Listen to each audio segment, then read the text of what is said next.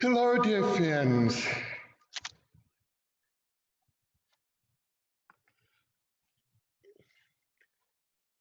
Like my hat, it was a wonderful Christmas gift that I got, and it says Sanctus 3 times.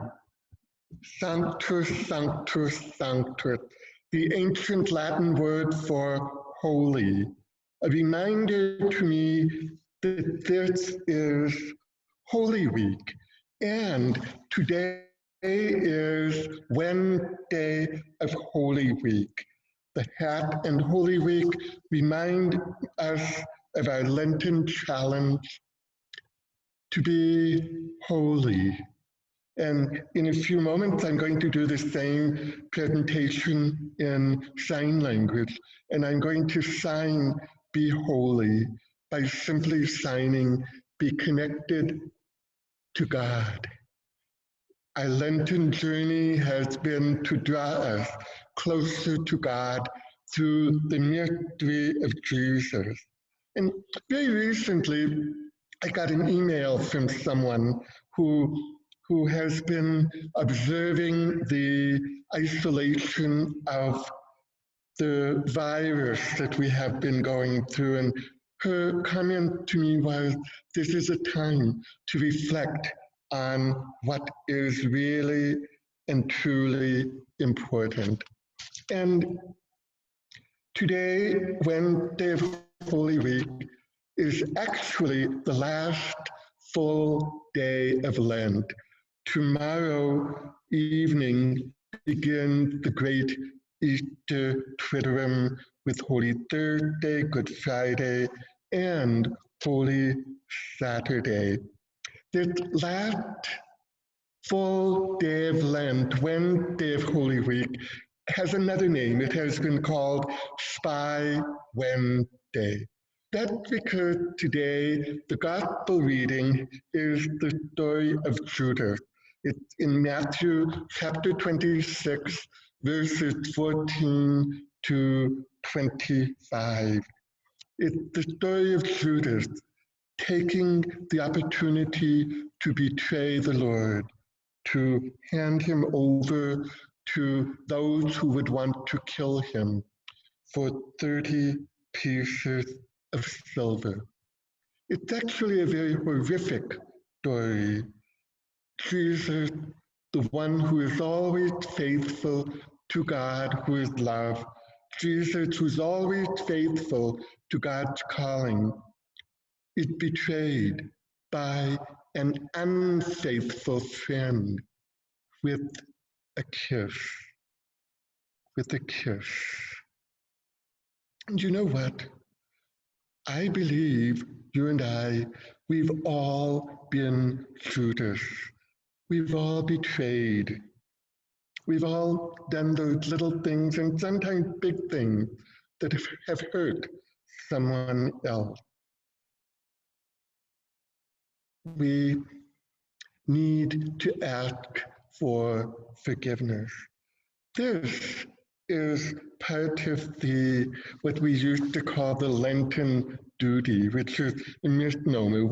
We are asked to go to confession once a year, beginning with Ash Wednesday and ending with the Feast of Pentecost. So the Easter duty or the Lenten duty or the Lenten Easter duty, to ask for forgiveness.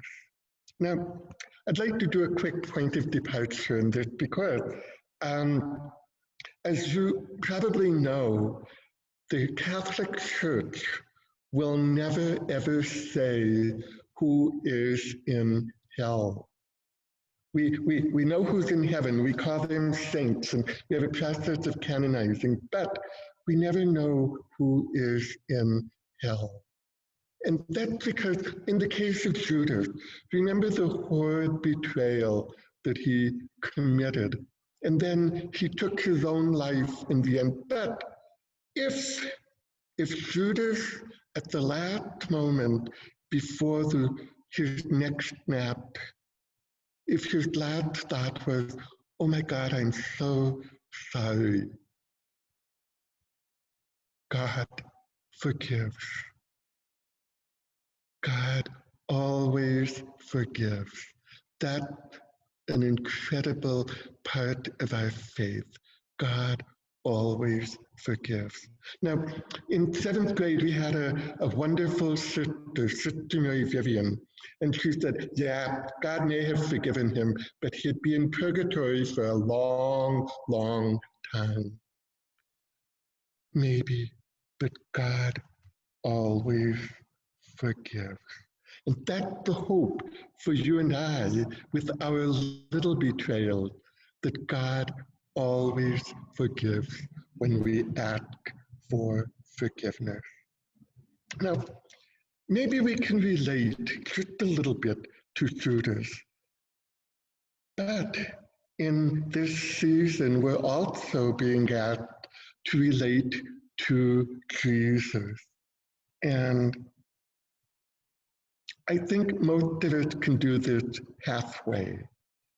Halfway, in that you and I, we know what it's like to be betrayed.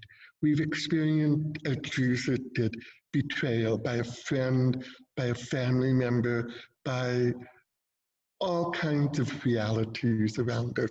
We know the meaning of betrayal.